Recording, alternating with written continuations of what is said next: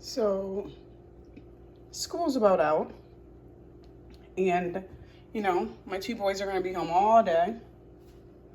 Now they're going to talk about this. Mom, I'm hungry. Mom, I'm hungry. Mom, guess what?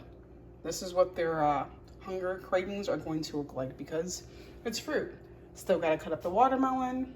Still got to do put the grapes out, but this is what it is.